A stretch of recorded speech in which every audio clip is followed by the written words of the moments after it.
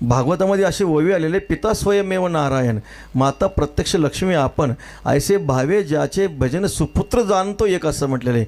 पिता म्हणजे प्रत्यक्ष नारायण आहेत, माता म्हणजे प्रत्यक्ष देवी लक्ष्मी माता आहे, आणि लक्ष्मी नारायण समजून जो आपल्या आई वडिलाची सेवा करतो तो खरा सुपुत्र. विठ्ठल